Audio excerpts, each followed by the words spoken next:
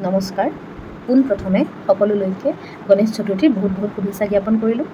মই অংশুমা বৰঠাকুৰ আৰু আজি যিহেতুকে গণেশ চতুৰ্থী, মই ভাবিলোঁ আজিৰ দিনটোৱে চবতছে বেছি ভাল দিন য'ত মই মোৰ ইউটিউব চেনেলটো ষ্টাৰ্ট কৰিব পাৰোঁ। আৰু সেইকাৰণে মই আজি এই মোৰ ইউটিউব ভিডিঅ'টো ষ্টাৰ্ট কৰিছোঁ। আৰু মই ভাবিছোঁ আপোনালোকে মোক যথেষ্ট মৰম চেনেহ দিব। আৰু আহকচোন আমি ভিডিঅ'টোত চাই যাওঁ আমিনো কেনেকৈ ঘৰত সৰুকৈ গণেশ পূজা ভাগ পাতিলোঁ আৰু পূজাৰ অন্তত আমি কি কৰিলোঁ সৰুকৈ অকণমান দেখাবলৈ চেষ্টা কৰিছোঁ। যিহেতুকে মোৰ প্ৰথম এইটো ইউটিউব চেনেল, প্ৰথমবাৰৰ বাবে এনেকৈ মই ভিডিঅ' বনাইছোঁ। ভাবিছোঁ আপোনালোকে মোক মৰম দিব আৰু যদি কিবা ভুল হয় আৰু কমেণ্ট কৰি জনাব আৰু ভিডিঅ'টো শেষৰলৈকে চাব। আৰু লগতে সকলোকে এটা ৰিকুৱেষ্ট কৰিছোঁ, যদি মোৰ ভিডিঅ' ভাল পাইছে তেতিয়াহ'লে মোৰ চেনেলটো ছাবস্ক্ৰাইব কৰিব, ভিডিঅ'ত লাইক কৰিব, কমেণ্ট কৰিব আৰু জনাবচোন কেনে পালে। Thank U.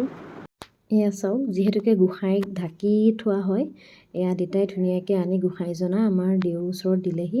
দেৱে এতিয়া মুখ খুলিব আৰু তাৰপিছত এয়া ধুনীয়াকৈ আমাৰ এতিয়া পূজাত থাপনাত গোঁসাইক বহাই এয়া আমাৰ পূজা আৰম্ভ হৈ গ'ল।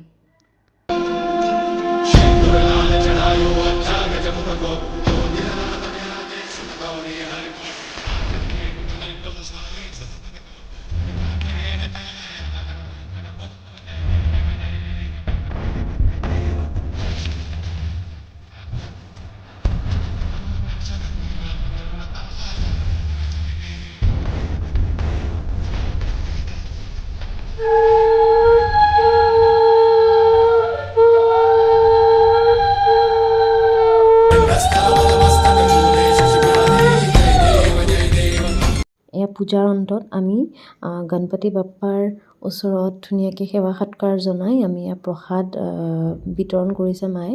আমাৰ ওচৰৰ বৰমা, পেহী, এয়া আমাৰ ভণ্টি, আমি সকলোৱে মিলি প্ৰসাদ খালোঁ। আৰু তাৰপিছত মায়ে ভোগ বনাইছিলে, মানে পায়স, আৰু তাৰপিছত গণপতি বাপ্পাৰ ফেভৰেট প্ৰসাদ লাড্ডু, এয়া আমি সকলোৱে প্ৰসাদ হিচাপে গ্ৰহণ কৰিলোঁ।